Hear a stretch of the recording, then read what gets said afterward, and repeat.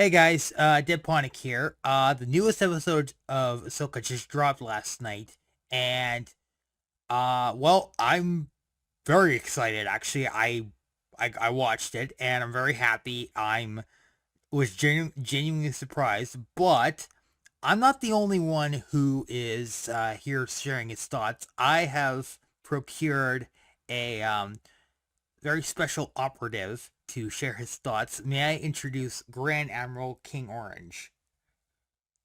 Greetings, my fellow constituents. Yeah. So anyway, dude, you ready to get on with this talk? Most certainly, my friend. It is time that we analyze this latest episode. In order to defeat bad writing, we must know it by actually seeing some actual good shit. Yeah. So, I don't know, I'm spouting nonsense here. Anyways, let's get started. Yeah. So the episode basically begins with a court scene, and I'm I'm gonna say right now the senator who's basically calling her out for her personal agenda crap. I know for a fact he's an imperial spy. He has to be. It's the only logical explanation. And then 3PO comes in clutch as actually no, technically it's Leia who comes in clutch, but it's 3PO who delivers the message. And some great acting on the actress who plays Mon Mothma's part. She definitely has earned that distinction as being known as Mon Mothma. She owns that role, in my opinion. Um, and then, basically the whole gang, the gang basically gets back together, but during that time before that, we find Ahsoka actually practicing over recordings of Anakin. It's great to see Hayden again in another episode. It's just like, wow, they're really milking this, aren't they? And then, things go to hell in a handbasket, and I gotta say the action is really well done, and also just the interpersonal like conversations and more Thrawn stuff. Oh god, the Thrawn stuff is just it's making me so giddy. Um, since we have a Thrawn expert here, or more of a Thrawn fanboy, Orange, what are your thoughts on Thrawn's actions in this episode? Well, the key thing looking at Thrawn's characterization in here so far, I've been the first, and it's something I've highlighted in private discussions. I have remained even to this day concerned, but, hopefully optimistic of the fact that I sincerely hope that they don't butcher any type of way that he gets defeated if it happens during the show, which honestly, I'm actually now beginning to think that it's almost more likely that it might end with Thrawn winning, which is kind of almost my secret hope a little bit. But in regards to what he's doing very much the type of decision making that Thrawn is known for, primarily studying his opponents through their personal history and the way they think. And it is kind of noteworthy how Thrawn basically knew that Ahsoka would prioritize finding and protecting Sabine over any larger objectives and kind of use that to his advantage to buy time for his forces. As by the end of the episode, it's pretty much stated that Thrawn is almost done with having all of the shipment containers ready, and they'll finally be able to leave back to the main galaxy. So, of course, there's a kind of fascination on what exactly they're transporting, which still has kind of remained a mystery up until this point. One thing I gotta say though is the rematch with Balin was pretty good stuff. I also really like that his line to Shin, uh, impatience to victory guarantees defeat. My God, that's gonna be a quotable line, and it very much it reminds me a bit of like Sun Tzu in a way, as weird as that is to say. But my personal favorite bit was not necessarily like it was, Ezra, saying, "Oh, okay, well, it's technically I gave you the lightsaber to use, so technically it's yours, and the Force is my ally." And yeah, it's pretty good. I really like the actor who plays Ezra. Definitely he's definitely like earned my respect in that regard. Um, and then Thrawn kind of pulls a basically pulls back his forces, and that only leaves like Shin, and she just kind of runs away. It's like, and it's weird. That's a weird decision, and also, Well, in fairness, she is going against two and a half Jedi, you could say. yeah, and I still can't. So, I still can't break down Balin's motivations here. I'm still. I mean, it's clear he's definitely trying to find something on the planet. And I actually kind of find it interesting that he's actually kind of willing and prepared to even part ways with Shin, as he even kind of downright says, like, I know what your ambition is. Go complete this task and go be part of the reforging of the Empire with Thrawn.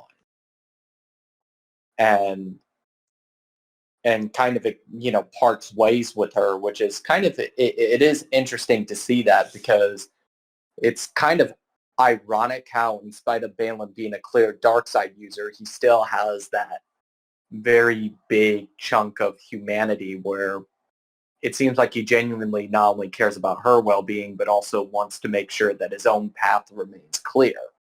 Of course, what that path is, we still don't completely know yet, outside of the fact that he's seeking a great power on the planet.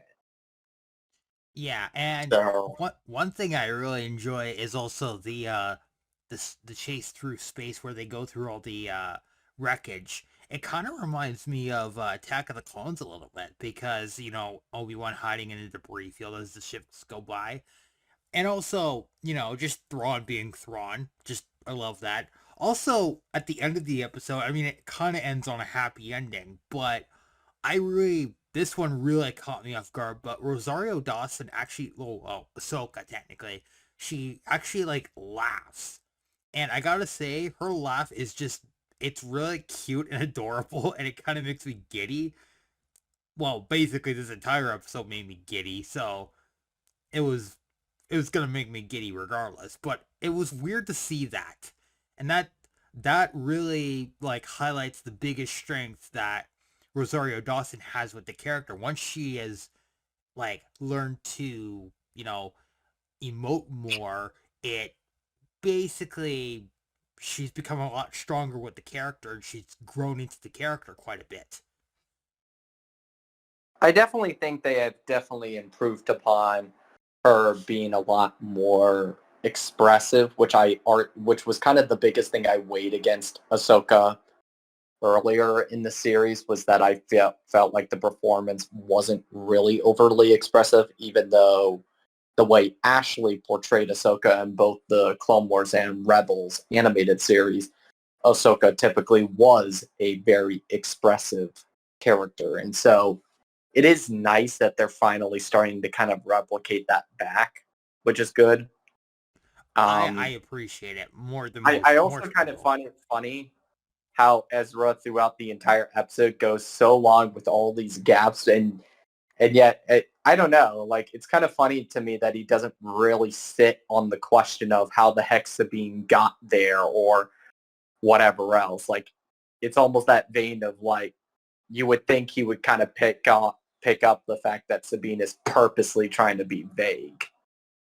And I do hope that episode 8 kind of confronts that a little bit, I would hope so because too. as much as the reunion's great and all, I do think it would be a disservice to the characters for there not to be some type of confrontation in relation to how the heck they were able to find him, because, and just to kind of see the reactions and whatever else. I'm also Yeah, curious on how they're going to end up Balin's character, which has to this day still remained really good as a character. And I'm also just hoping to see what they'll do in the next episode related to Thrawn. And thankfully, I am appreciating that they're definitely setting up the fact that he still has a very tactical mindset, which is really nice to see.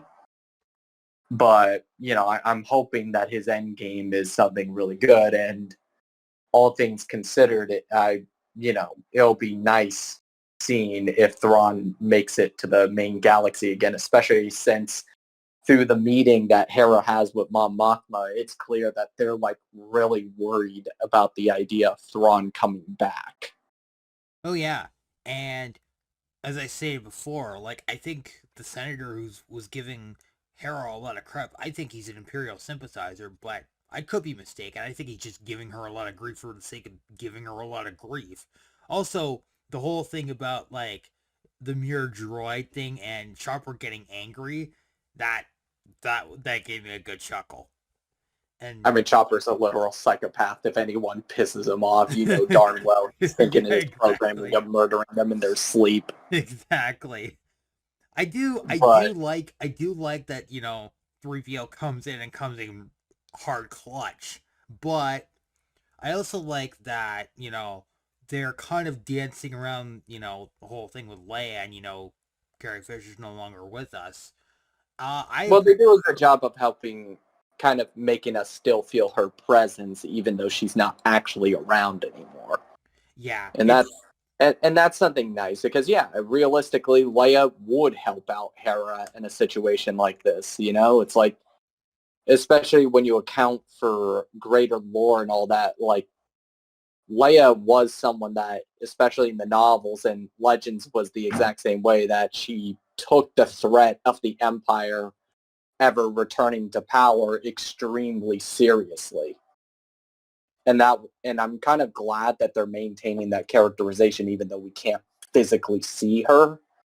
That if Hera is absolutely certain that there's someone that could unite the Imperial remnants, if there's someone like that about to return, she's going to be one of the first ones to jump on, okay, we need to prepare for this. I would like I'm like also they make a reference to the Mandalorian and Mandalorian Gideon and all that. That was a good little bit of fan service there, even though it takes place like within the same around the same time. I overall I'd say this episode is it's really well done. It's really well put together. Um, Ultimately, it's just kind of a setup for the final episode. Um, so kind of just transitioning into the end of the episode here. Um, I'm gonna go ahead and give the episode a 8.5 out of 10. Orange, what would you rate the episode?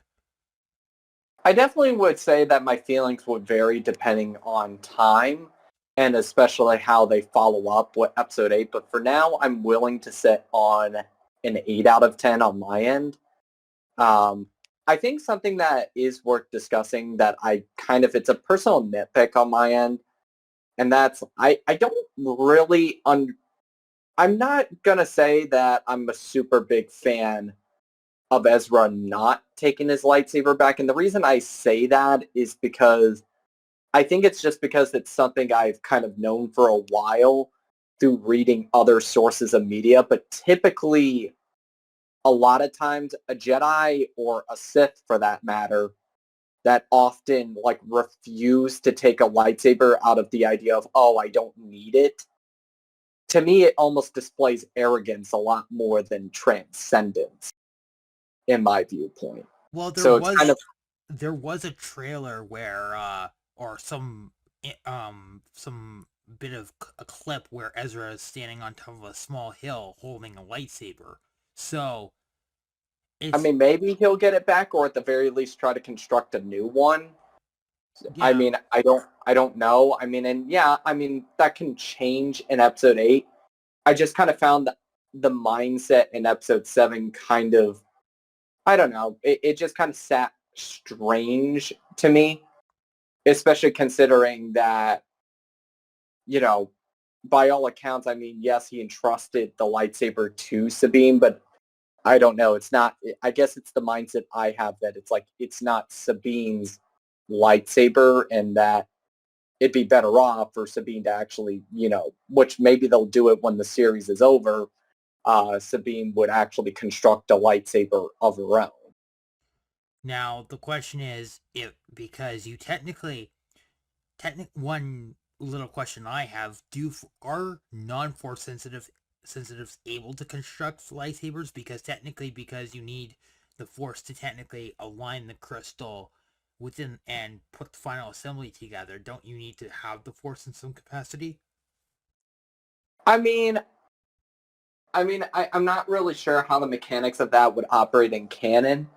I'm sure, Legends made very clear back in Legends continuity that you could construct a lightsaber without force sensitivity. It was just more difficult to do it because it's one of those things where engineering, is still a factor.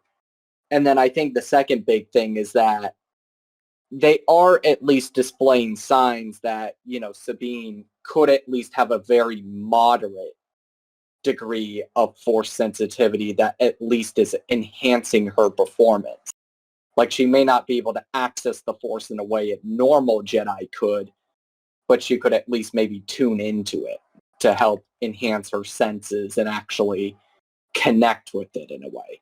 And That to would me, that's proof given that and to me, that's proven given that she can clearly hear Ahsoka telepathically communicating with her. That makes a lot of sense, actually. That does make a lot of sense, which would explain a great many things. It could also be, because she has a. It could also be a force bond of some kind with Kanan and Ezra in some capacity, where, like in Knights of the Old Republic 2, where the exile gets her actually gets her her force power back through her connection with Kreia.